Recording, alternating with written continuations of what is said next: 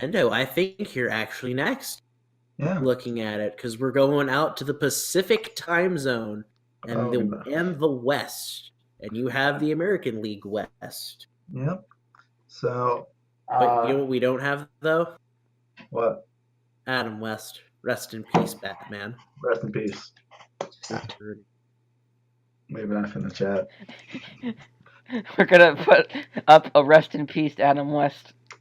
Yep, rip Adam, rip Adam West. Yeah. He was my favorite Family Guy character. No. Hey, but at least we Rip- have Kanye West, right? I mean, can we have like 2009 Kanye West? We That's never true. took him seriously. Yeah. The Ascendant I versus rather the 20, fucking meme that is Kanye West now. I rather that 2010 Kanye West when you released the greatest album of all time. Yeah. My Adam. Dark Beautiful Twisted Fantasy. Yep. Adam West. Best. I think that was 2008. Best 2009. Fairly Let's get Odd on with it. Yeah. Start with the Astros already. Yeah. Yep. And no, he's picking the Mariners. Lol. Funnily enough, my projected standings for the AL West is in alphabetical order. So I'm just gonna start with the Astros. So the Astros I see of having a good offense. If you like Alex Bregman getting extensions, and you like Michael Brantley getting a contract, you have probably the murderous row of the American League for spots 1 through 5, because you have George Springer, Bregman, Altuve, Correa, and Brantley all in those spots, and they are all of average hitters, especially Brantley, who has tremendous play patience and knows how to see a strike. I mean, at him, and knows which ones to swing at and which ones not to swing at. And the guys you have in the 6 through 9 positions aren't that bad either. They're actually quite nice. You have Yulieski Gurriel. You have Tyler White, who I think is legit and could contend for the top DH in the American League. You have Josh Reddick, who, despite his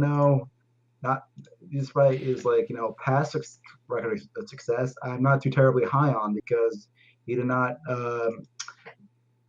consistently get on base by a base hit, except for June, but he had an LPS of 721 that month.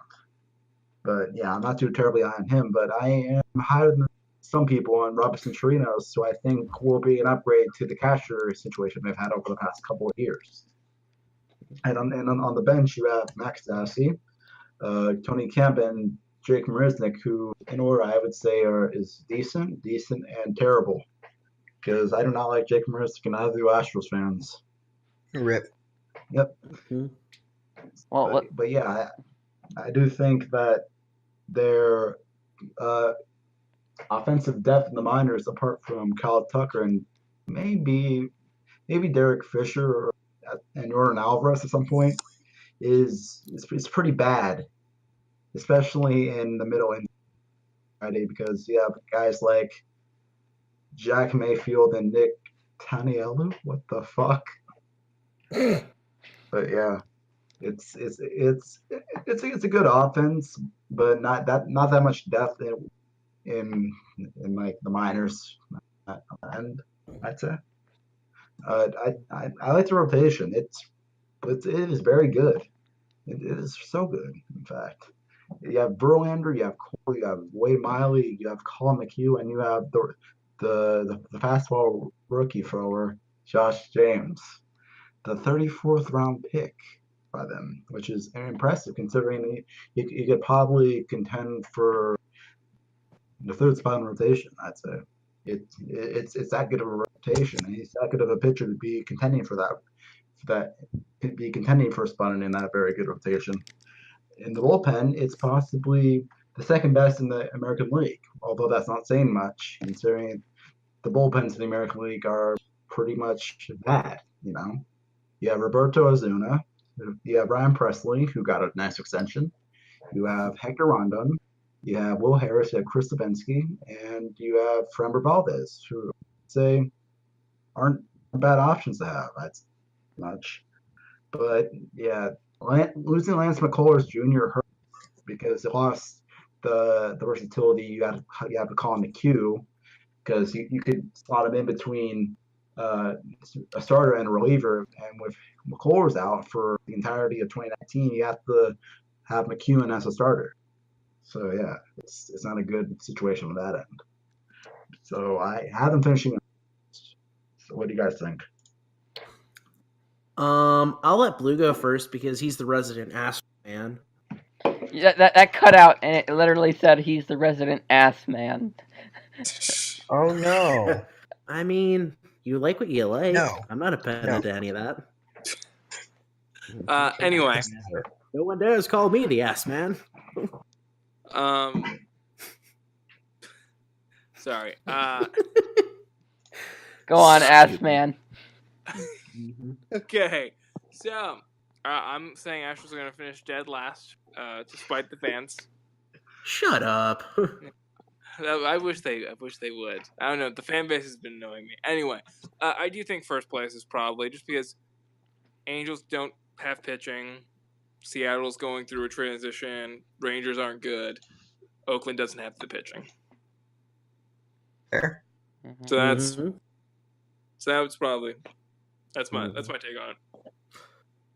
So Anyway, I think Michael Brantley in left field is good. I don't really get the signing considering how high that everyone rates Cole Tucker. George Springer is good. Josh Reddick. This is basically the same team. Bregman got an extension. Verlander got an extension. Really, the only two holes they have is the catcher, which I think after playing the Super 2 game and another eye roll there, Garrett Stubbs will be the catcher in Houston. He's been okay in spring training, but last year in AAA Rolling Rock, the bat's always been there. But he played 84 games, so they're probably being conservative because of injuries. But overall, I think Garrett Stubbs will take over the catching position and be good. And DH, I think it'll be a revolving spot. I think Kyle Tucker will get a lot of time there as well because the best DH they have currently is Tyler White, who while he put up an 88, who put up an almost 900 OPS last year, he only did it in 66 games. So there's not a whole lot of sample size there. So part of me wonders, can Tyler White be consistent, or do they go with Kyle Tucker in the DH spot? And I'm not really a huge fan of Wade Miley at the fourth spot, but that's probably just because I watched him be awful in Baltimore and have a five guys per 9 walk rate in Baltimore. Maybe that's probably just me. But yeah, this team, I don't see, unless everyone gets injured, I don't see how this team loses the division. this team, according to Pacoda, this team will have the highest rated offense with 111 runs created plus. Finally, Which is something I tied- can agree I with love Dakota Pacoda. on. I love Pacoda now. Yeah, it ties them with the Yankees What the fuck? I love Dakota now. as No, the fuck Pacoda till the day I die. But yeah, it ties them with the Yankees with the highest rated offense. And they have the highest rated pitching staff with a defensive runs allowed being 4.03. They're expected to win 98 games, which is the most in the American League, according to Pacoda. So, projections love this team. They just won 103 games. They haven't lost too much talent. They've lost some players from it, but they have enough to shake that off, win 95 games, and pretty much run away with the division. Even though it's not a terrible division, but it's not no AL East. Oakland has fallen off for the year, for the moment. They'll probably be back.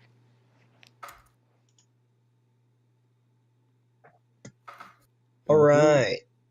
This team scares the shit out of me. Oh my god. I don't fear the Red Sox this year. I am so scared of the Houston Astros. Because their offense matches up to ours, their starting pitching surpasses us, and their bullpen isn't even all that much far behind. I think they're a better overall team than us. I think they're the best team in the American League this year. It's going to be really tough. We're going to have to We're gonna have to really dig deep and play well this year if we want to avenge ourselves for 2017. Mhm. That's all that I have to say on that. All right. All right, so the next team I think will finish second in American West will be the Los Angeles Angels of Anaheim, also known as the Anaheim Angels as their true name. And I think that overall they're still a 500 team, same as 2017 and same as 2018. Because one, their offense is okay actually. You got guys like Jonathan Lucroy, David Fletcher, and Cole Calhoun who are undoubtedly mediocre at average, average. But then you got the supplemental superstars like Mike Trout, Justin Upton, and Andrelton Simmons. And speaking of Mike Trout, the runner-up MVP, the second place finish in the MVP race, got a Hardy extension, the largest contract in the history of sports, and that's very good for him. Was it 12 years, 430 million? Yep. He's getting paid $35 million a year, and that is absolutely beautiful. He deserves it. You know what's even crazier? That's probably still under market value. Think about that for a second. But you can't afford to pay him market value, otherwise you're just completely capsizing your team for years to come. Yeah, if you pay him market value, you're basically giving a 50% share in your team. He can buy the Weather Channel. Exactly. He can buy Canada. He will buy a weather machine to make California a very seasonal paradise. And Very then, love that. Or he could buy it where he fast forwards to football season where he's in the stands for the Eagles. And then, Maybe he can buy himself a team. Yep. Oh, he could buy the Mariners. Cool. Oh, he already owns us. But anyway, yeah. And then they have a rising superstar. It's Albert Pujols. You may not have heard of him. Tell me more about this young man, upcoming star, Albert Pujols. I could be on a limb here, but I think he's a Hall of Famer. I think it's gonna happen. I don't know what it is. Just the kid looks like a Hall of Famer. Yeah, I say he's not. I don't think he's there yet. Give him a few more years. Yeah. What do you say his comp is? Shohei Ohtani. Ah, good one. Yeah.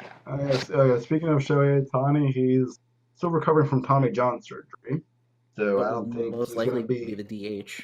Yeah, he's most likely going to be the DH, but I don't think he'll be ready in time to make that much of an impact on how the Angels season will turn out.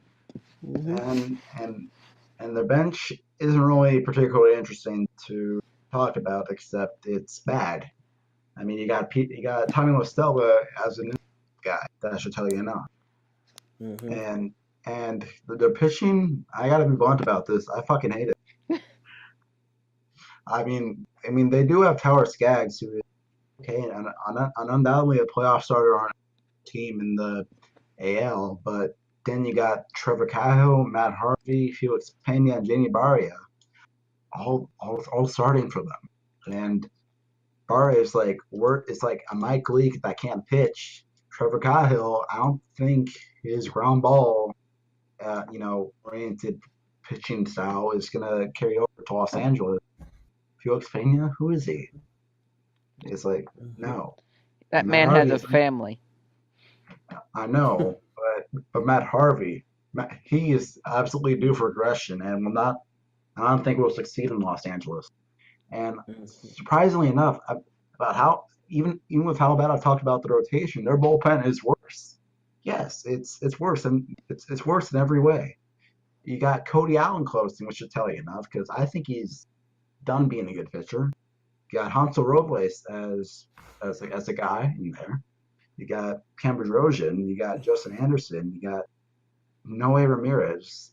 But the good news is they do have Ty Buttrey, who is probably not the future closer of the team, in my opinion.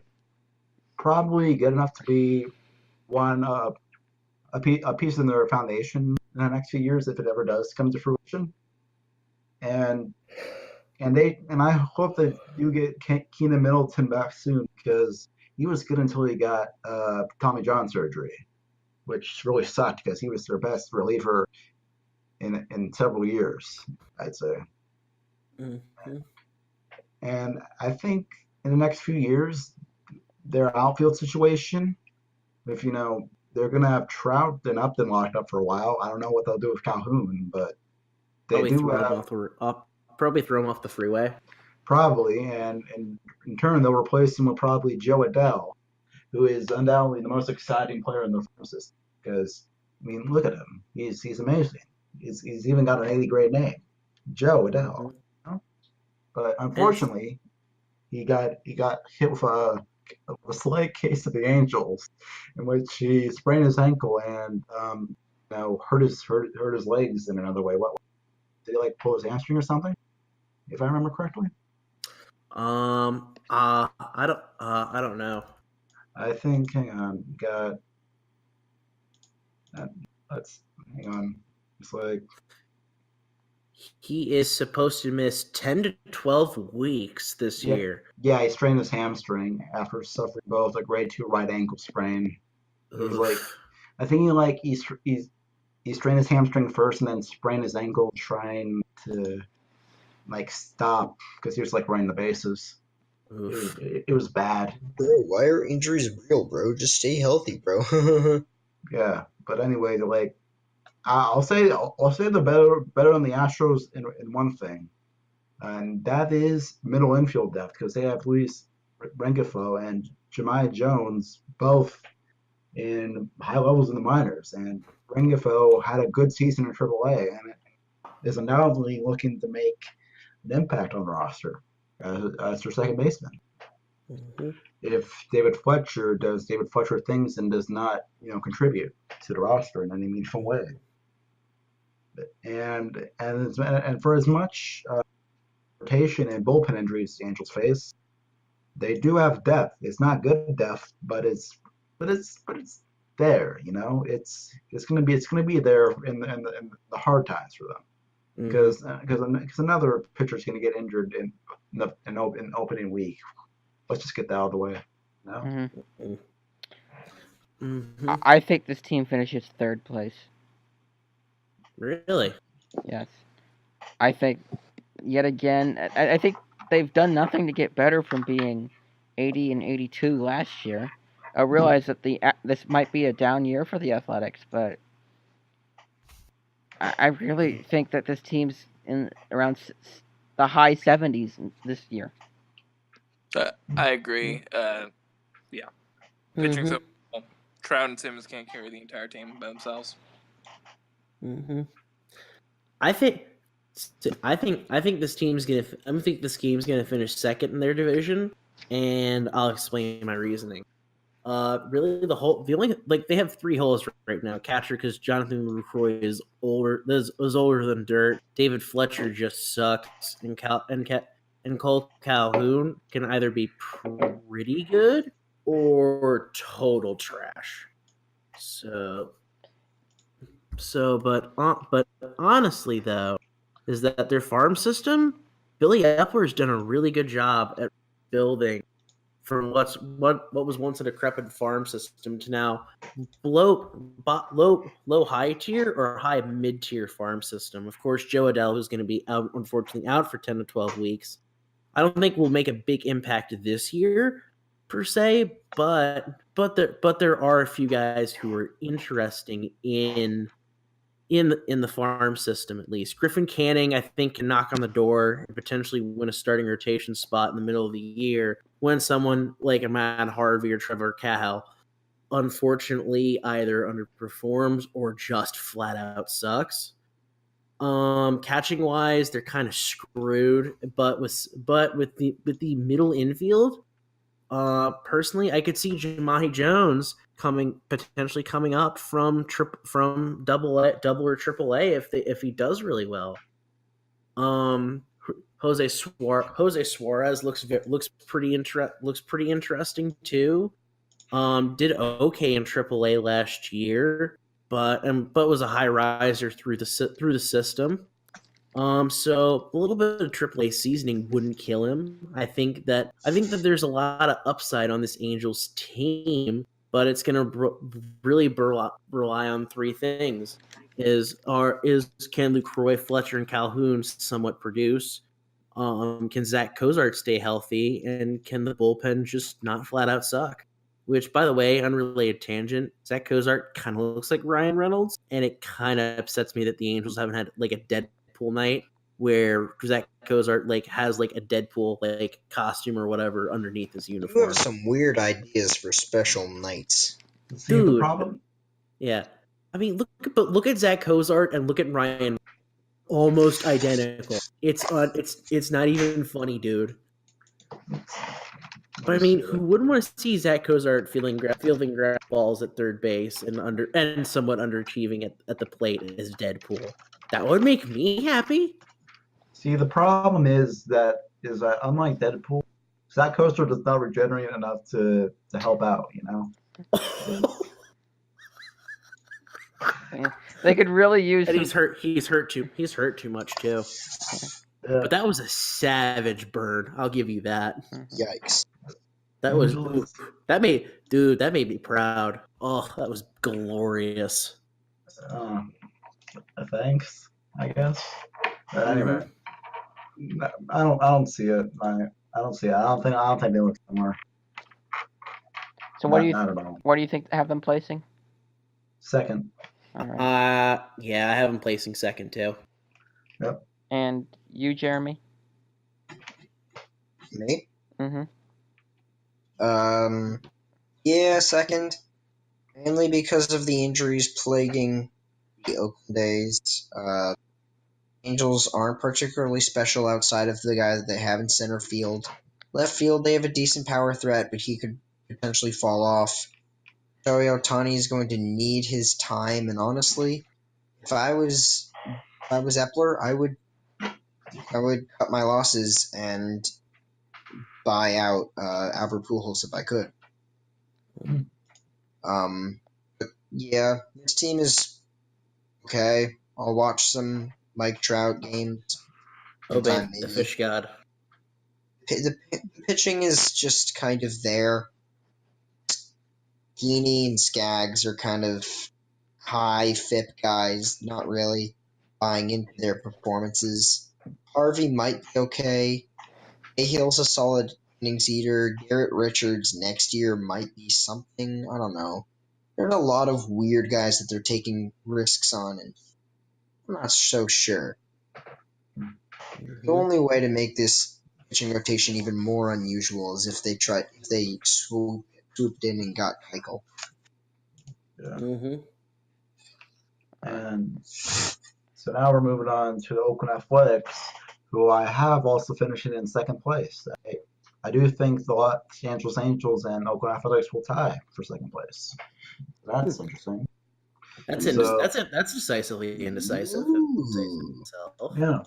And the reason is that the Athletics have a good offense. I'm not going to deny it. They're a more complete team offensively than the Angels, because they actually have a third baseman for. They actually have a DH, and their outfield is far more consistent all around. And although that's not saying much, since it's far worse than the Angels. But yeah, the only thing I'm gonna dock them for is their catcher situation, which is probably the worst in all of baseball, to be honest, because Chris Herman got injured and is on a 60-day DL, so they have to start Nick Hundley and they have Josh Phegley on the bench. Imagine being in a situation where you have Nick Hundley as a starter and Josh Phegley as a bench guy. That is not good. Weren't they going to try to get some guy from the minors up to do it? Yeah, Sean Murphy, but he's only like a few games AAA, so I wouldn't expect to see him up until the All-Star break. Yeah, I think he'll be up even though he's not ready. Mhm. Yeah, I think his defense will help solve some problems. But, yeah, I don't think his offense will help contribute much, which is still an upgrade over Nick Hundley, to be fair. So yeah, Mhm. I and and the rotation is not good, not good at all. Because Mike Myers is okay, but then you have Marco Estrada, which is a big step down. Then Brett Anderson, Frankie Montas, and Chris Bassett. Rest in peace to Sean Manaea, which is unfortunate, but having him leave and placing him with Marco Estrada is undoubtedly a step back. And it really leaves me in doubt as to whether or not they can replicate another on ball best infield defense in all baseball game. You know, I don't just see it happening 2 years in a row. It's when the pitchers are and the bullpen is so very good. You have Blake Trinan, Joaquin Soria, who I praised somewhere online come the 2018 trade deadline as to having very good peripherals and being underrated in general. I think he's the top 20 relief pitcher. And Lou Trevino had a very good rookie season. I'm not gonna lie, he impressed so many people. And Yusmeiro Petit isn't a bad option as well. But Fernando Rodney, why would you put him in a meaningful position? Like why? Why would you do that? Why would you? Because it's to appease the meme gods. Yeah. You got to pair him up with Liam Hendricks and a guy named JB. It's just not going to lead to anything good because all these guys are bad. And to be fair, that's offset by the good back end guys. But like, come on, there has to be someone better than these guys. No. Mm-hmm. And it's unfortunate that Matt Olson got injured and is timetable for return because their depth in the minors at first base bad, especially since Nick Martini, their backup first baseman, also got injured and has no timetable as well. So it's really unfortunate. And the positions in the infield they are set up at have good depth, which is really weird, I have to say.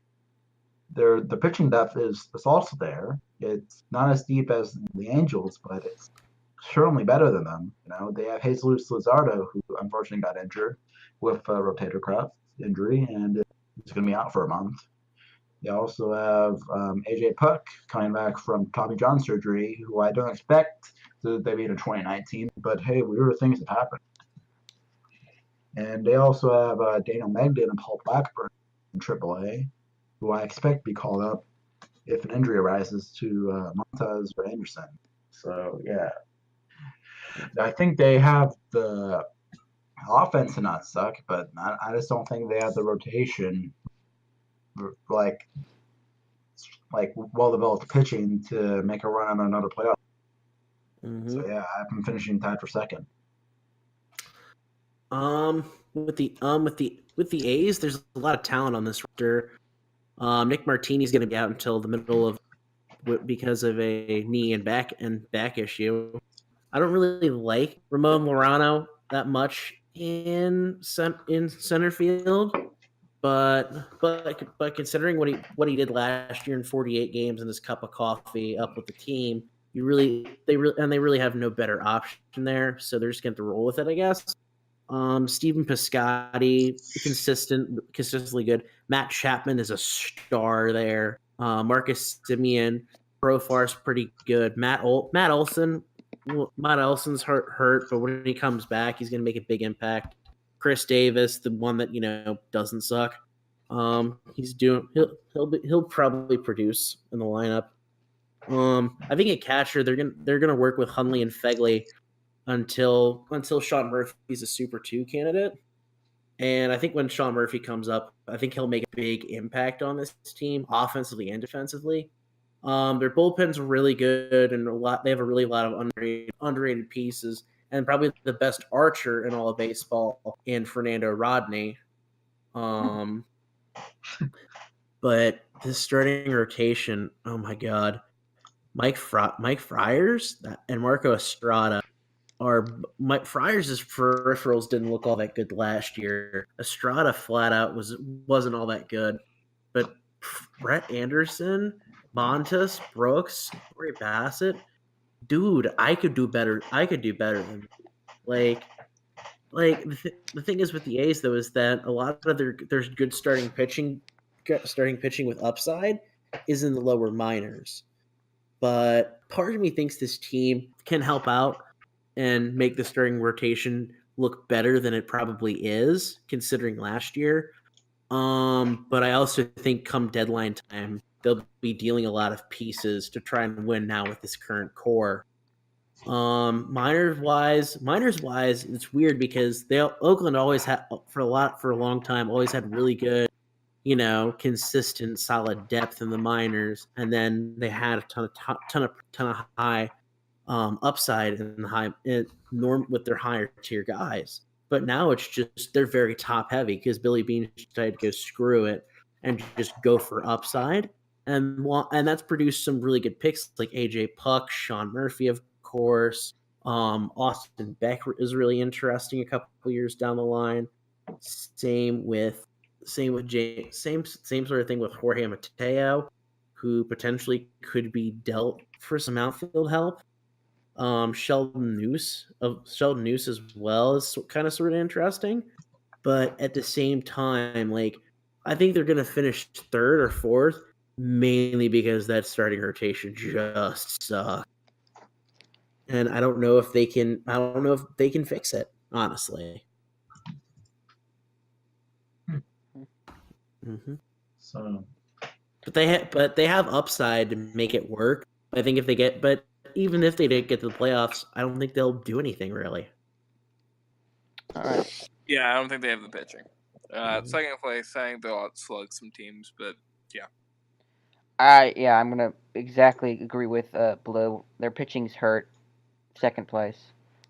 I have prepared a nice little haiku to summarize the A's season. Luzardo is hurt. Anaya out till 20.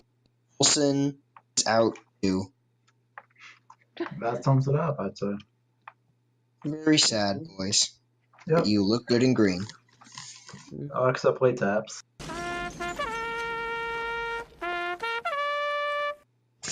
All right. So on to the next team then. The Seattle Mariners. Would you like to vent like I did about the about the Mariners? Or You act like as I have something to vent, which I don't. Yeah, total homer here, picking them to finish fourth. Yeah. And Like they should be finishing like sixth, not fourth. They should be finishing. What am I on about? Yeah, they should be finishing 12th out of 5. 11-12. 11-7. Anyway. Oh, thank heaven. Anyway, the Mariners they went through a weird offseason where they traded away pretty much all their star talent for prospects. That guys like Justice Sheffield, Jared Kelenic, and Justin Dunn, and they're all projected to, well, with the exception of Kelenic, to rise to the minors soon and make an impact on the team. And the team as of right now looks vastly different compared to 2018 because 17 of the 17 guys on the 25-man roster were on the team last year, which is surprising. So, and that includes guys like Malik Smith, Jay Bruce, Evan Encarnacion, Domingo Santana, Omar Narvaez, and Tim Beckham, former Oriole legend. Mm-hmm. Yep. And all these guys, with the possible exception of Malik and Narvaez, all expected to provide value to be dealt away at the trade deadline, which, as it stands right now, looks entirely possible. Because Bruce had a down 2018 compared to a decent 2017. Encarnacion is a rental piece, and Santana had a good 2017 and could bring back value because he has years of control left. And as much flack as the rotation gets, it's quite good because Marco Gonzalez had an overlooked 2018 due to his 4 ERA because he had like an FIP in the low threes, which is impressive because everybody was hating the trade for Venable top Mariners prospect Howard O'Neill, and now he's working for a starting option on the Cardinals. Then we also have Japanese ace Yusei Kikuchi, who was signed out of Japan on New Year's Day. Then you also have former Cardinals pitcher Mike Leake, former Yankees legend Wade LeBlanc, and Phillips Spring Hernandez. training god. Yep. And who is undoubtedly going to be let go after this year, never pitching a Mariners uniform in the 2020s and beyond, which is sad, very sad indeed. Press F. No, we've pressed enough F keys. My F key ain't even working anymore, boy. I think my FK exploded. Press 34 Fs in honor of Felix Hernandez. Oh no! Well, Blues is working. Yep, exactly. So the bullpen is undoubtedly worse than last year because they traded away, off the top of my head, Edwin Diaz, James Pazos, Alex Colome, Juan Nicasio, and I think they also like non-tender Nick Vincent. So it's undoubtedly worse. And they lost Adam Warren to free agent. Well, Adam Warren wasn't good for us. Yeah, but still. Yeah. So anyway, they replaced those guys with Hunter Strickland, who will not have a Bryce Harper to throw out in the AL West, I hope. Dude. And Corey Guerin, who's been okay the last few years. Zach Roscoe, I showed he had a high swinging strike percentage, although albeit he's injured. I'd say. Rule 5 pick Brandon Brennan, and that's pretty much it. As the rest of the guys were acquired beforehand, like Ryan Elias, Chasen Bradford, and Nick Rumbelow. Matt Festus is the only homegrown piece, and he's impressive so far. So, and their depth in the minors is like good on all ends, I'd say. Apart from catcher, but you don't have to worry about that for a while, I'd say. Yeah, Joey Crowetta at first, around the infield, J.B. Crawford at shortstop, Braden Bishop in the outfield, and Justice Sheffield and Eric Swanson in AAA. They also have Dan Antavilla and Alanis in relief in case one of their guys goes out. So, yeah. They also have Kyle Seager on the IL with injured tendon in hand. He's out through at least April, maybe May. That's a taps. Will you cut that out? And they also have 4 relievers that they include Sean Garrison Bautista, Anthony Swarzak, and Sam Tuivalala, which is undoubtedly going to help their relief pitching depth when they come back from injury because Swarzak needs to build the value to be traded, and Bautista, Armstrong, and Tuivalala are all pre-yard players with options left for Bautista at the very least. Armstrong, they don't have option years left. So yeah, I think this team overall has upside, but it's probably going to be very unlikely that that upside, which is like a few games above 500. It doesn't matter. Don't go for playoffs. Please don't go for playoffs. Yeah, pretty much. I think with the Mariners, there's some upside on the roster, but I think they'll trade it for the most part come trade deadline time. Omar Narvaez, I think is okay. Tim Beckham at shortstop. He's so bad at short, but his bat's okay. D. Gordon, you guys overpaid massively for him. Ryan Healy's okay. You have mid. No, you he's have not the okay. undoubted. Brian Healy is bad. Ryan Healy's bat's okay, but at first base, he's carbon neutral. Yeah. Domingo Santana, your outfield of Santana, the almighty god that is Mitch Haniger, is pretty good. Marco Gonzalez, okay. Kikuchi's going to be interesting to watch. Mike Leake, meh. Same thing with Leigh LeBlanc. What's really going to be it's going to be interesting to see how Sheffield develops.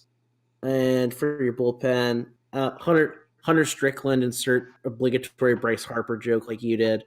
And yeah, outside of Festa, there's really nothing that interesting there.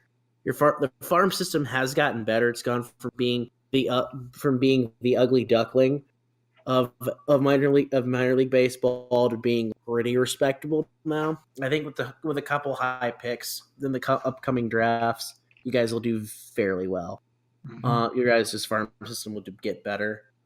But right now, if I'm a Mariners fan, I'm excited for the next couple of years that are coming. Yeah. I'm just really upset remembering all those great playoff moments that the King, Felix Hernandez, had, and how they're not going to happen anymore. Oh, God damn it.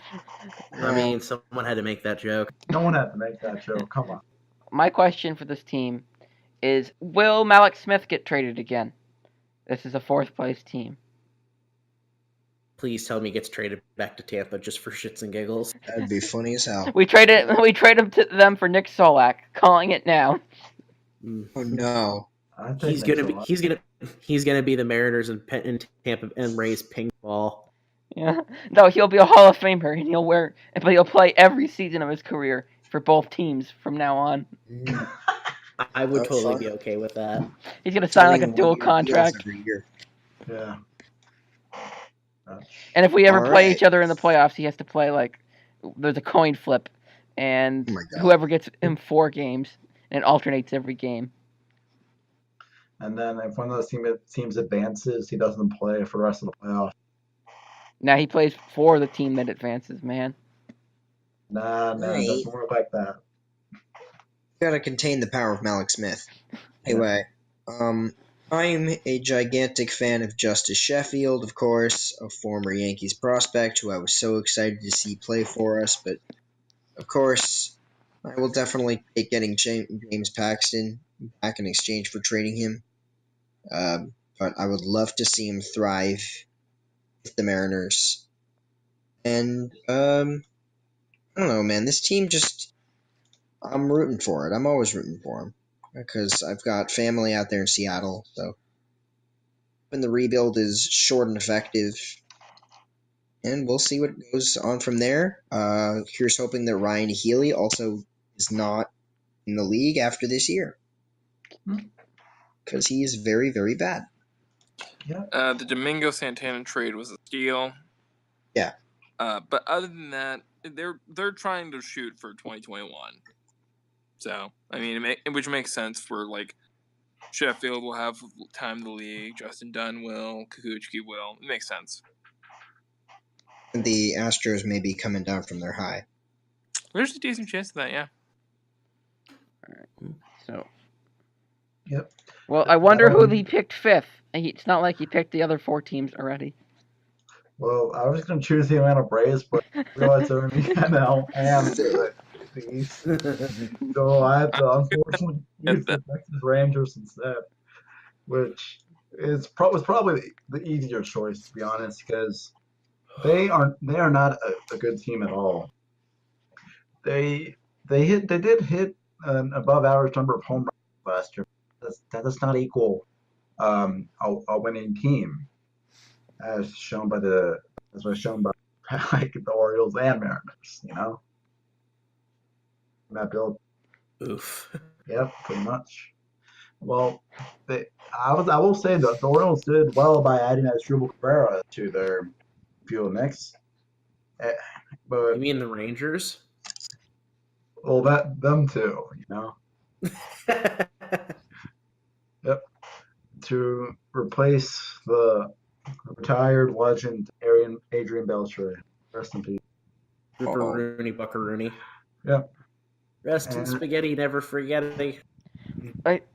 No rings that. Yeah, here's my statement about the Texas Rangers.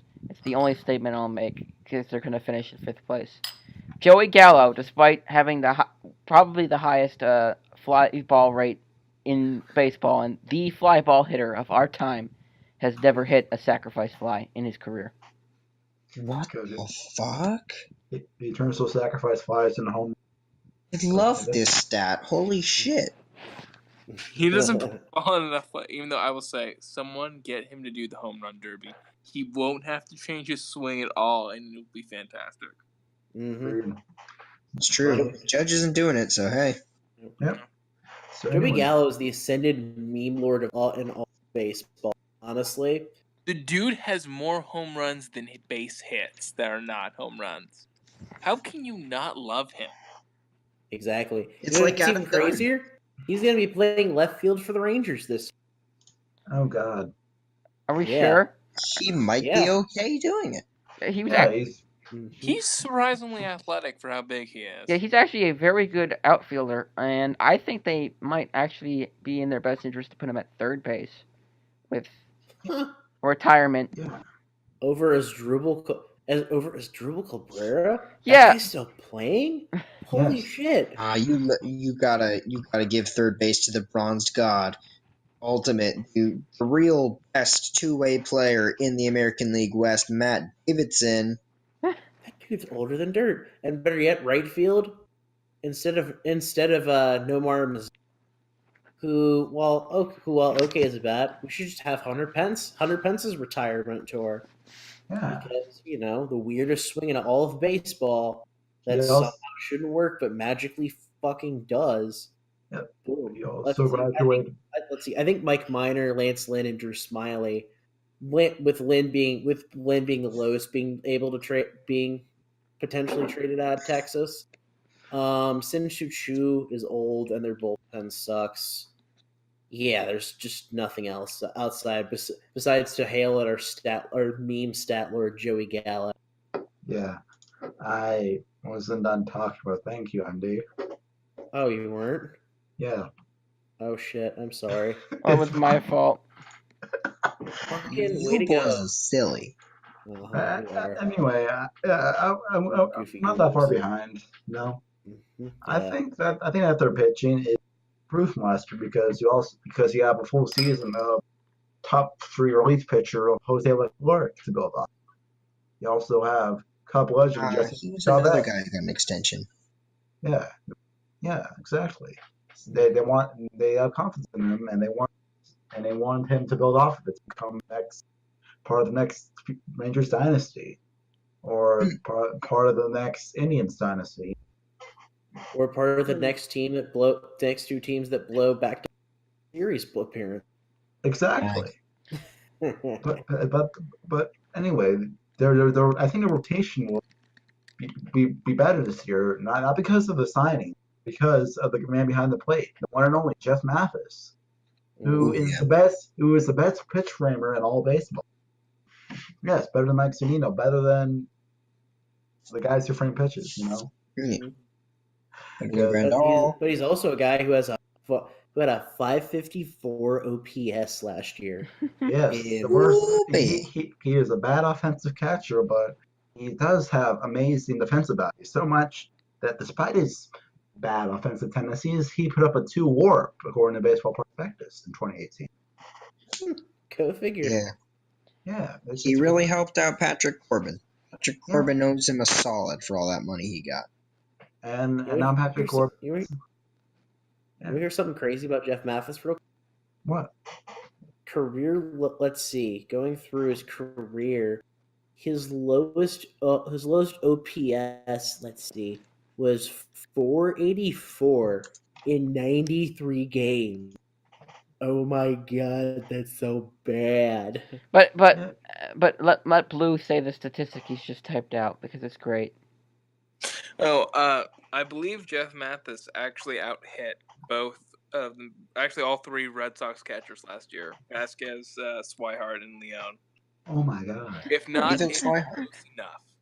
No shit. That's awesome. Yeah. That's Proves ridiculous. that catchers are actually useless and you don't need a good catcher. Anyway, Defensive catcher would be nice, but offensive catching, you don't really need that much. Mhm.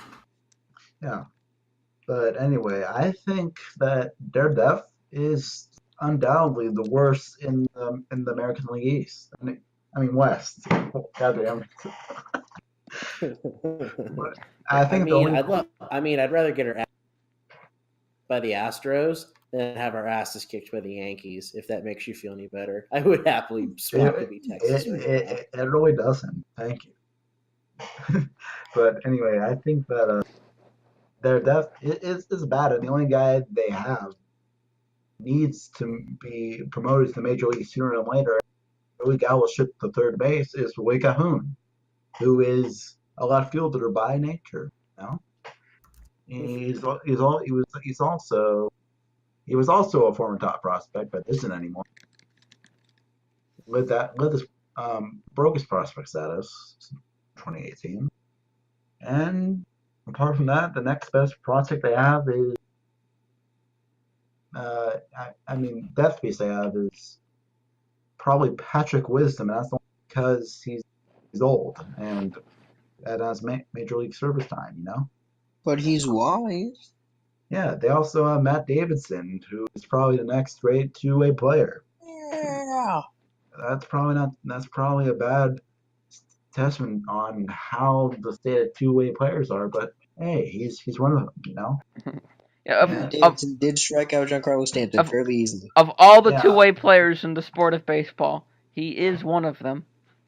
Yeah, but I think him striking out Giancarlo was a fluke. Giancarlo struck out to show that Matt Davidson was a Well, you thought it was all bravado? Yeah, I think it was just a play. I think Matt Davidson really sucks at pitcher. Damn. Oh yeah. You're really a non-believer. Yeah, I am. Shun the non-believer. Shun. Anyway. Oh God, how old is that video? Okay. I think they'll just finish fifth in the AL West by the Fox because they still suck. Yep. And that's the end of it. All right. I just want to say two last things. One, good luck Rangers. Better luck next year. And can I get an F in the chat? Another one. Again? 4. We can't just give these out like candy. Oh no, we can. We're giving them out like an angry. Halloween isn't for another 6 months. All right. Just my thoughts on the Rangers. And I thought now that Beltre retired, I could finally start hating everybody on the Rangers. But then, friggin', they had to get Hunter Pence and Matt Davidson. Just had to. Mm-hmm. I just love both of those guys to bits. And so now I still can't really hate the Rangers. But next year, maybe. What about Joey Gallo? Yeah, Gallo. I mean, I like him as a hitter.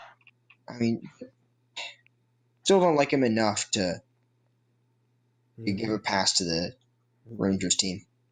Yeah. Franchise. Yeah. I mean, that their top prospects, first name is Han. Based German boy. Yep. Is Willie Calhoun even on the roster, by the way? I think he's AAA. I think he is. Yeah. Pence out hit him handily. I saw this great friggin' Athletic article about 50 pounds or some shit, and I was like, hey, hold on a minute. But now he's in AAA to start the year, and I'm kind of sad. Womp. Well, okay.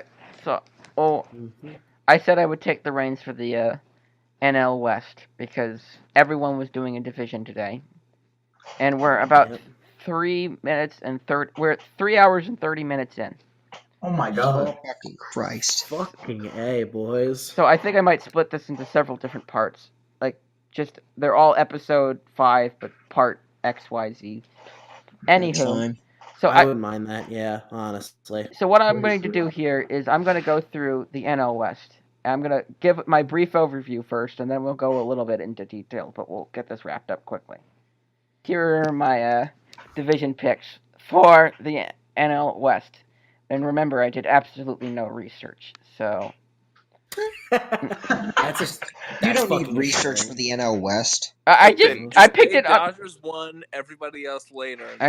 I picked off of what I best knew about each of these teams. So, first place will be the Los Angeles Dodgers.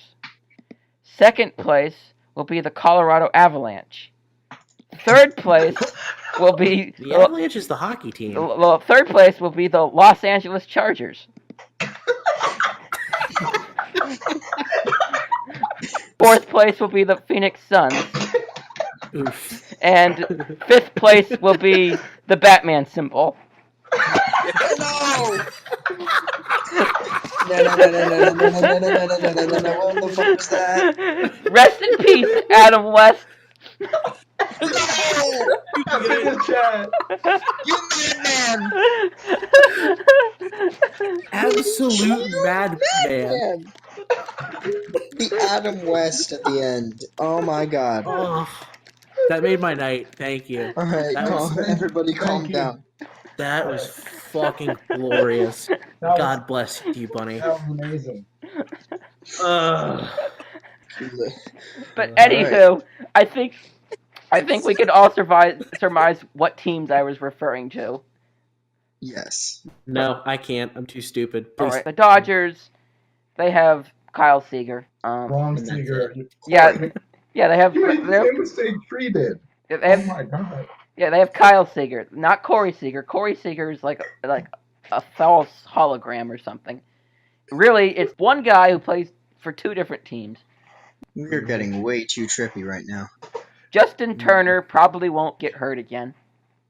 Former Orioles legend Justin Turner. If not, Max Muncy is a pretty half-bad third baseman who can hit really well. They have two of the top 10 catching prospects in baseball, so losing Grandal might not hurt as much as it possibly could. They cleared off a space in their outfield by getting rid of Puig, but now Pollock is their starting center fielder. Peterson has been moved to left, and Bellinger has been moved to right from first. I love that. And they have Clayton Kershaw. So if he can actually stay healthy for the first time in 3 years, then he's the Cy Young winner. Well, which is not looking like it is. Like it's going to miss opening day. Yeah. Okay, so scratch him out for the Cy Young. No soup for you. All right, so Walker Buehler. Come back 1 year. Next. Come back 1 year. That's actually exactly what we should be saying when someone gets Tommy John surgery. Come back 1 year. Next. All right. Pitch for you. All right. Come back 1 year. I want to hear one sentence. Sad. I want to hear one sentence from all of you guys to define the Dodgers. Dick Mountain is also out. Poor Rich Hill. Uh-huh. Do you agree that they will finish first? Yes. Yeah. All right. I'd like to go more in depth about it because we're splitting this up into 3 episodes. But we're all going to fall asleep, so. Not me. Yeah, sleep for the week. We're almost there. Calm your tits, dude. And the sleep is for strong people. This team's going to win the friggin' division yet again, and they're probably going to add to the bullpen as the year goes on. What's that going to make? 7 straight? Some ridiculous number because Colorado and Arizona can't get their shit together. Rip Arizona. The Dodgers will be the undisputed top seed in the West again because there will be enough infighting in the other 2 divisions to give them the highest win total by default, especially with how the rest of the NL West is weak. And hot take, Walker Buehler is the best pitcher on the Dodgers, even if Clayton Kershaw was healthy. Ooh. I agree with Jeremy 100% on everything he just said. Ooh. Oh no. Joe West. Oh no. Now, already on to the Colorado Avalanche, who probably have one of the best ballparks in all of baseball. Yes, they do. Now, in net, I'm kind of concerned about Chris Iannetta. as their slated starting goalie.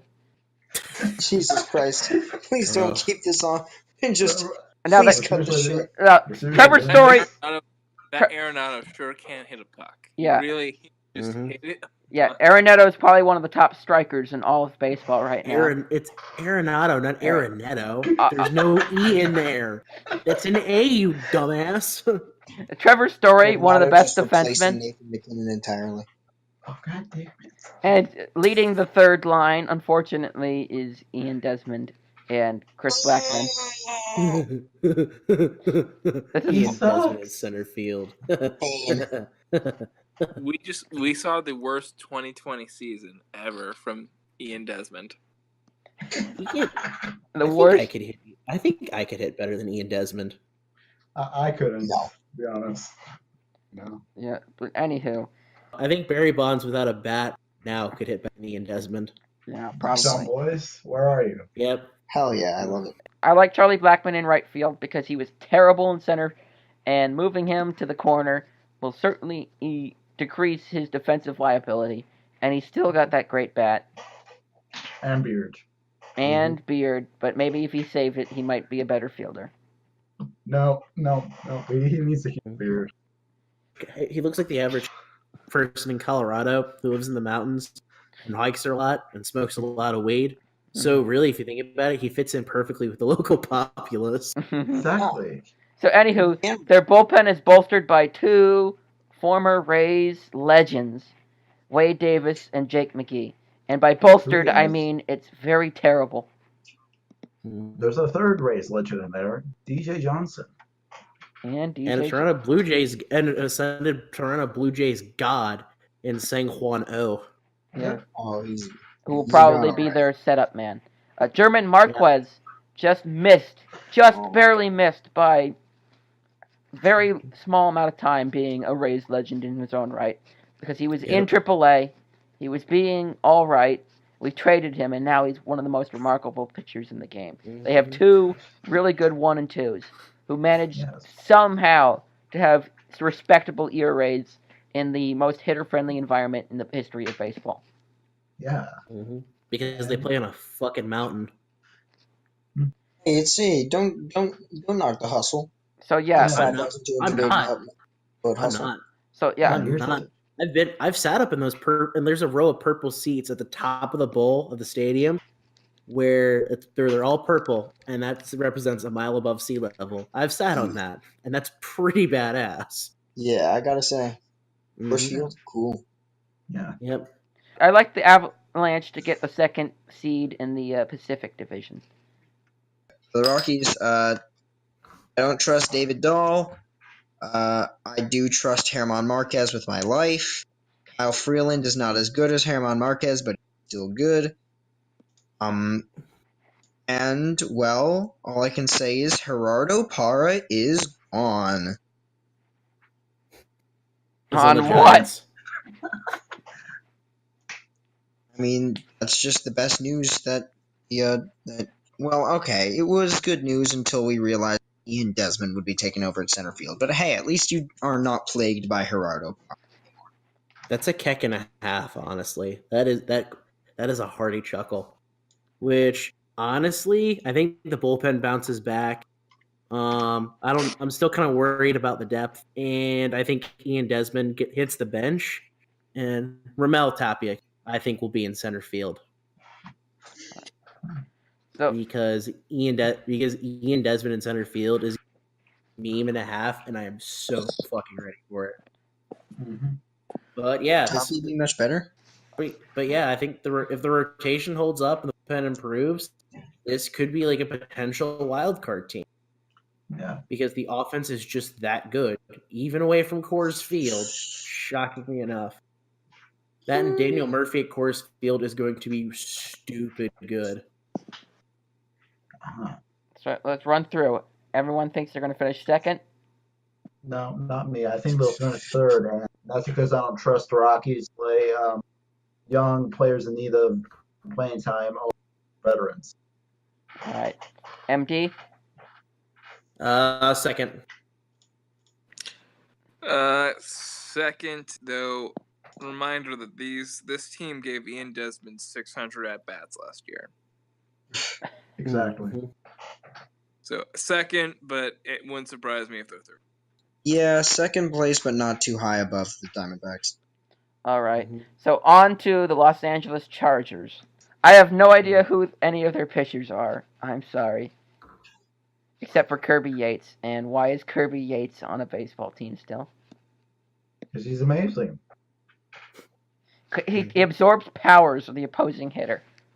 Unfortunately, Yeah, he spits out a star that gets hit into the night sky. no one hits the start. That's why he's best in all of baseball. And they're still seriously thinking, about putting Mejia at catcher. But Austin Hedges is listed as number 1 on the depth chart, so maybe it's not that bad. I wouldn't count on it, honestly. I think he is good enough to crack it. All right, so going around the horn, it's Hosmer, Kinsler, Urias, and Machado at third base, With Tatis, with Tatis coming at shortstop here soon after the 2 weeks. In the outfield, from right to left, we have Renfroe, Margot, and Myers. And I think that is the most average outfield I've ever seen. But Franchi Cordero, though? Yeah, he's expected to probably be their 4th outfielder. Really? Probably. Yes. I don't think anyone besides Myers really is probably going to have everyday opportunities until they earn them in the season. Probably, that'd be my guess. And I think Myers is a little underrated by you guys. I don't think he's great, but I think he's a solid 2.5 WAR guy. If he was able to stay healthy, I think he would be great. I do like Will Myers though. Yeah. He's a guy who came very close to a 30-30 season in 2016, and in 2017 he wasn't that far. It was stolen bases that he was dipping on, but he can still steal bases. He was their all-star in 2016, but we move on. Oof. I think Phillip Rivers is getting old, and honestly, Boy. who's their best pitcher? Paddock? Yeah, Paddock. All right. Well, that's the only starting pitcher I know of theirs. They got Machado, third place. They don't even have Clayton Richard anymore. I just remembered. Yeah, they traded to the Blue Jays. Yep. But their rotation would be like Paddock, Lucchese. Oh, yeah, Lucchese. Lauer. Matt Stram, maybe, who was really good in relief with them, and they've been stretching him out to start. He could be really good. They got him in a Kansas City deal for Brandon Maurer, actually. Eric Lauer is listed as second on their pitching rotation, so I think Lauer can be good. They have up for the starting pitching now, but that'll improve as the years go on and guys come up because they have the best rated farm system. Urias at second base, Tatis coming up at short, and Machado at third. And this team's just really good. I could see them making a playoff run this year, but next year will be the year where the Padres finally arrive back. But they shouldn't have. But they overpaid for Eric Hosmer, and that play against the Astros last year for Hosmer is still fun. But yeah, outside of the Hos guy, this team is just really good. Mm-hmm. You have like 20 teams making a playoff run, MD. I mean, there's a lot of parity in baseball. That and some guys will get injured, some teams will fall off. Like we'll see shifts and balances, you know. All right, exactly. Blue.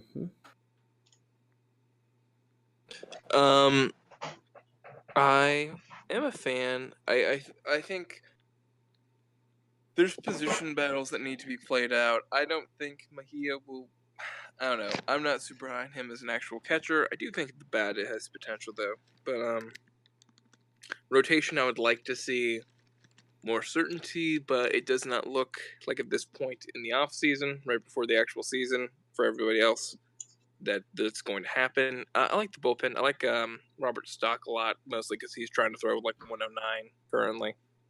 There's the Athletic article about that, I believe. My God, what a man! Yeah. I have the Padres finishing 4th, mainly because their pitching is a smorgasbord of literally who's. And I get that they have some nice pitchers in the bullpen, but the thing is, if you don't have like any good starters at all, those relievers aren't going to be throwing any meaningful innings. And I mean, they have enough offensive talent to kind of keep themselves into some games. Of course, they've got Machado, they've got Luis Urias, they've got Fernando Tatis coming up sometime around May, probably. So they certainly have offensive talent to keep themselves in games, but it's now that pitching is just kind of brutal. So they're not there yet, but the prospects will keep coming, and soon enough they'll be in the promised land. I think that they're pretty good in the pitching area. Their bullpen is still in the back end. They added Adam Moore, and that counts for something. Former Mariners always do good on other teams, I have to say.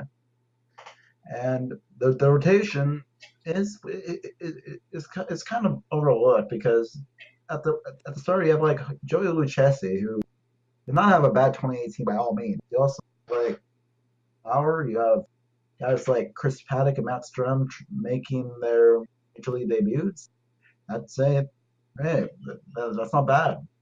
And I think that their offense backed them enough as to make them finish above the Rockies. Good, and I think they'll be the second place team in the NL West. All right. So on to the University of Phoenix. Mm-hmm. I thought it was the Suns. All right. So starting with the outfield, Steven Souza Jr., who dislocated his hip, I believe. He was Gerard he Dyson? broke Whoa. Oh, okay. Gerard Dyson. The man who of no hitting ability.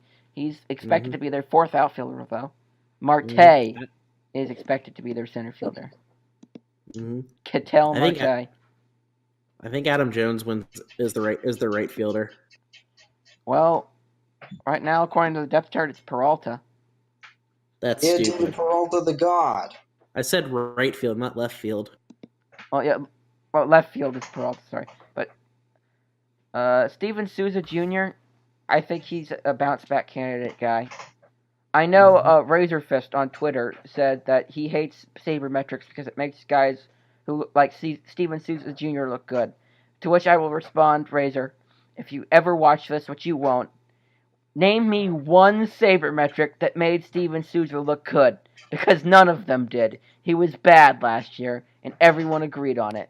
But that's because he probably injured his hip. Yeah, he was hurt early and often. So he was given opportunities because he hit 30 home runs in 2017, and they wanted to see more of that, and he just got hurt. And he could only play in 72 games because of a hip injury. On to the infield, which I think may have been one of the best infields in 2015, but... Sad. Sad but true. Yeah. They have Wilmer Flores, guys! Wilmer Flores! I wonder if he'll cry if he gets almost traded from this team, too. Flowers for the dead. Their third listed first baseman is Kevin Crone. But the first one is Jake Lamb. Wilmer Flores, Nick Ahmed, who, contrary to my previous comment, has broken out and been really good and won a Gold Glove. And Eduardo Escobar. Like, I didn't even know he was a Diamondback. Yeah, he got traded last year. Yep. Eduardo Escobar also signed an as well, I believe. Oh my god, yeah. 21 or something, yeah. And then their catcher, I believe, is Tigers GM's son, Alex Avila. Yeah. Carson Kelly. We got Carson Kelly. Who was acquired in the Goldschmidt deal.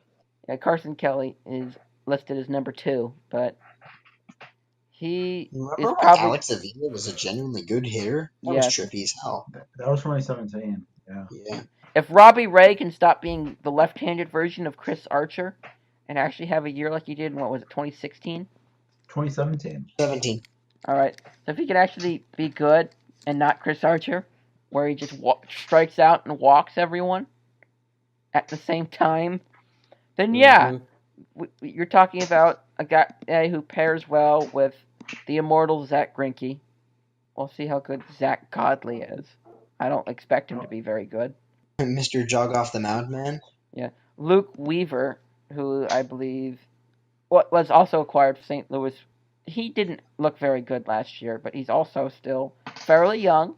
We'll see what a new surrounding does for him. Unfortunately, he's going to a hitter's park now, so. And their bullpen is complete trash, other than Yoshi Hirano. Yeah. Mm-hmm. I will say correction. I don't. It wouldn't surprise me if both San Diego and Arizona ended up being like 77 to 80 win teams in the same division. I don't think that they're that much worse than. I don't think the level between them and Arizona is super bad because they in 2017 Corbin wasn't as good and they still made it fairly far, and it's easy to get first base production in my opinion, but that could be a little big topic anyway. Mm-hmm. Well, yeah, but the thing is that the Padres have higher upside moving forward, and Arizona's probably trying to rebuild somewhat because their farm system's pretty weak at the moment. And that makes sense because they do have 7 of the first 70 draft picks this year as well. Oh yeah, they loaded it up. They will have by far the most pool money, so they can pretty much do whatever they want. Mm-hmm. Let's see. I don't even think Steven Souza. He's going to be a better when he comes back. Honestly, I think Adam Jones in right field is the best move right for that organization. Ketel Marte in center field. Yeah, sure, why not? Same thing with David Peralta. Why not? Eduardo Escobar, not really great with the bat, but good defense. Nick Ahmed at shortstop, uninspired, yes, but okay. Homer Flores, that guy sucks at batting, but his defense pretty good. Carson Kelly, I think can be a great catcher. Jake Lamb, we know what he is. Archie Bradley and Greg Holland and Yoshi as a 1-2-3 punch. Maybe in 2015 this team would be good, but not right now. Also, by the way, God bless TJ McFarland, the former based Oriole god that he was. Oh my god. Zach Greinke, they're trying to trade, but oh wow, no one wants to pay a declining Zach Greinke $25 million a year. Shocker. That's declining that much. Yeah, it's starting at least. Robbie Ray, first train ticket he can get out of Arizona. Luke Weaver, let's hope the Diamondbacks don't yo-yo him like the Cardinals did. And yeah, I think 77 wins is about right for this team. I think that I don't have much to say about the Diamondbacks except that they're the Machado-less version of the Padres because they have decent starting pitching and decent bullpen arms, but the lack of oomph on the offense that Machado has on the Padres. Because the closest one that comes, being an impact player is probably Eduardo Escobar. Because I'm not convinced that Jake Lamb is healthy, because he was an All-Star in 2017, if I recall correctly. Ketel Marte, I don't think could be a good center fielder. He certainly has a decent bat, but I think that's just more suited for the infield. And I don't know why he isn't at second base and Wilmer Flores is. And yeah, apart from that, the rest I have to say is that Zach Greinke is a good pitcher. He's a very good pitcher. What place? Fourth place. Fourth place. This team is going to be marvelously mediocre, and they're going to perfect the art of mediocrity. Here's hoping Taijuan Walker comes back at some point and does something. That would be fun to see. Greinke is always fun. I love his little slow curves that go like 60 miles an hour. Zach Godley is the jogging god who practically sprints back to the dugout after every inning. There's a surprising amount of character in this team that looks boring and probably will be boring. I do like Eduardo Escobar and Jake Lamb, and that'll be an interesting infield to say the least, even if it's not as good as it would have been 3 years ago. All right. Third place. I will say on top of the mediocrity comment, Pecota has his team finishing 81-81, tied for the Yep, Padres. That's what I honestly peg him at. Tied for the Padres, third place. Third place. Anywho, on to the New York Gothams. Finally, one last game. I have a question I will begin team with. Okay. And this question is, what team wouldn't you rather be than the San Francisco Giants? The team of last year having the largest opening day payroll and the number 28th ranked farm according to MLB Pipeline. The Detroit Tigers. Really? Yes. For me, they're in by far the worst area, just because of where their farm is. Mm-hmm. I think on top of where their farm is and how much money they've already spent these past few years, they're just, they might be better than some teams on the field, and they might be slightly better than some teams in terms of their prospects. But in terms of a combination of what their outlook is going forward for the next 5 years, I think they're in worse shape than everyone. Yeah, they're at the beginning of the rebuild. They have Joey. That's kind of. I don't even think they're at the start of the rebuild yet, because Yeah, not really. Yeah, they still have.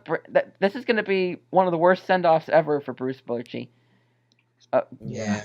Buster Posey's great. I hate him, but he's great. But he's been getting injured a couple.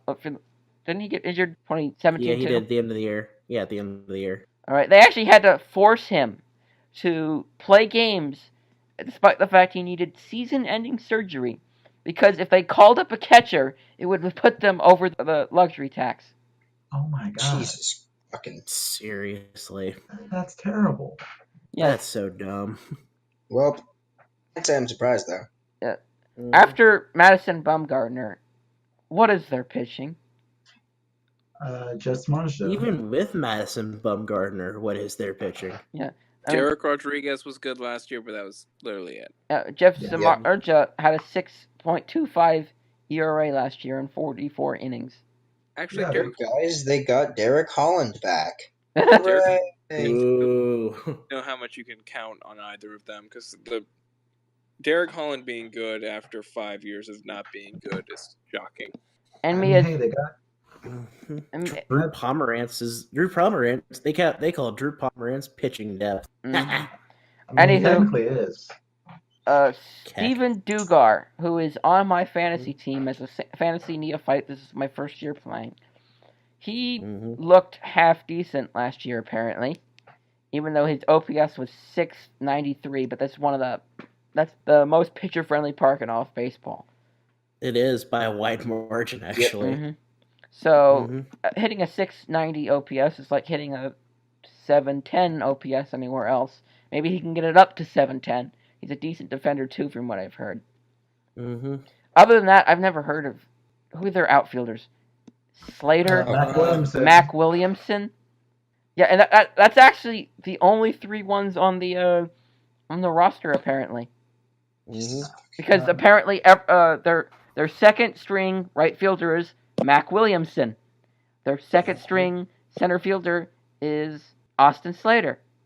Why didn't they just get back Ortiz Hernandez? So I'm guessing, and Austin Slater is their third-string second baseman. They have They have 5 guys listed at first base, and 1 guy listed in left field, and 2 guys listed in center field. You know who should play all these positions? Williams Astudillo. Oh. Nah, Pablo Sandoval. Yes, Pablo Sandoval. I want to see him catch for the first time since his rookie year. Do you mean Giants ace Pablo Sandoval? Yes! True. This is true. Yes, and closer. Mm-hmm. Oh yeah. By the way, Mark Melancone being paid that much money to be that. Wait. What? Did you just call him Melancone? What? Melancon. Melanson. Oh my god, did I really botch that? Yes. Oh my He's god. an all-time butcher. My English fucking blows. God damn. I mean, his name is stupid. His last name is stupid. It's pretty Uh-huh. dumb, but still. His pitching ability is stupid. Everything Oh, about him God. is stupid. But anyway, him being completely mediocre in the bullpen and being funny gives hope for losers like me. Because that way I can be paid a ton of money to be somewhat mediocre. And that makes me happy for some weird fucking reason. Yes. And on top of this, they still have the greatest Ray of all time playing third base, despite the fact he is sharply declining. Oof. Evan Longoria in 2017 returned to MVP caliber bat, but he was a terrible defender. In 2018, he returned to Gold Glove level defense, but he was a terrible batter.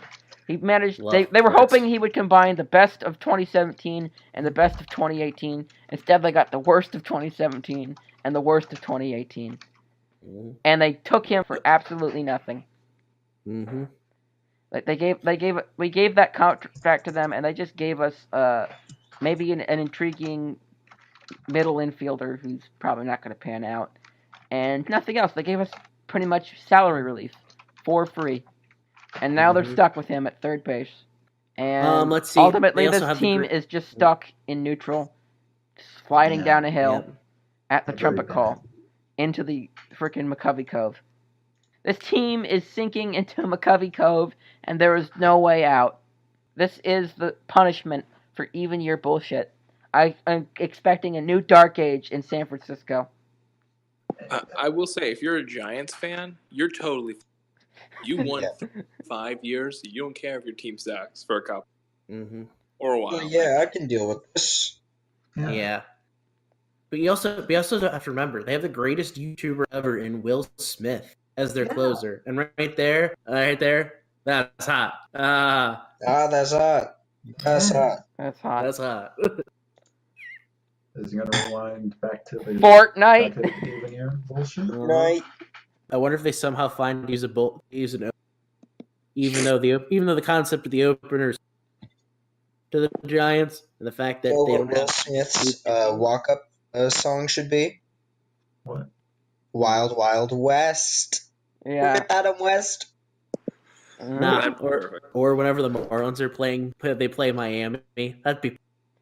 I hope this team uses an opener for Madison Bumgarner just so he can run out of the clubhouse, and it could They be would like. never use it for him. Okay, whatever. Yeah, no, I know they never would. I know they never would because I was the one who explained why they wouldn't. But I just want to see like the white Bronco going down San Francisco Highway. Like, that's Madison Bumgarner running away from his expected time pitching on the mound.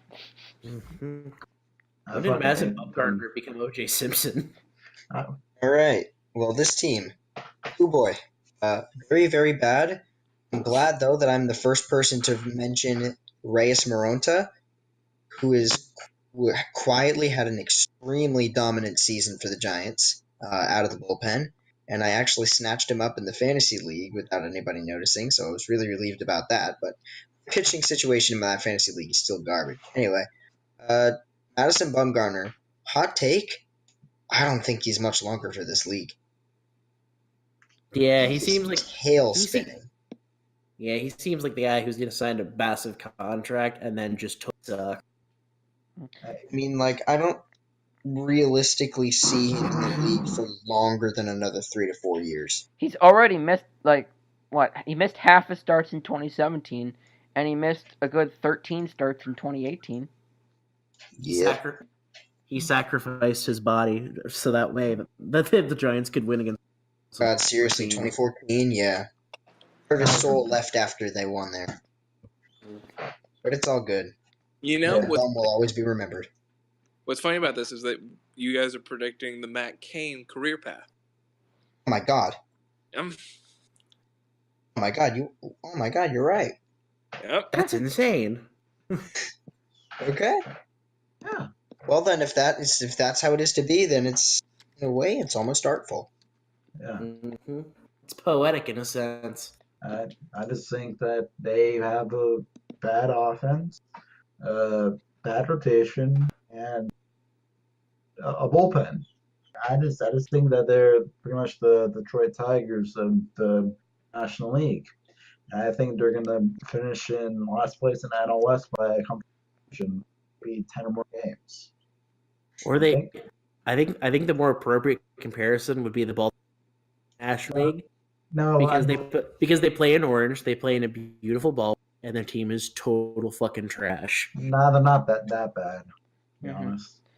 Yeah, At least the Orioles got a shit ton of prospects for Manny Machado. The Giants don't have a guy like Machado that they can move and get all this prospects. Exactly. nope. But they have Bunch of Johnny money. Cueto on a 60-day DL. Haha, Cueto. 16. haha. At least they have three rings. You know? Yep. At least they still have even year magic. Not At least they anymore, put- man. Not anymore. At least they put in their best pitcher to close out an important playoff game. No. That doesn't make any sense. I still remember Matt Cain's perfect game. I remember it on ESPN. They just they stopped everything and just started playing it, and oh wow, this is pretty significant. And then he sucked. I bet he sucked, Yeah. just like the Giants. Yep. And with that note, we're gonna conclude this episode of Lap Field. I'd like to thank all my friends for joining me today and going through and previewing the upcoming MLB season. Next time we'll be talking to you all. We will be in baseball season. Hallelujah. I'd like to thank everyone for listening in and have a good day.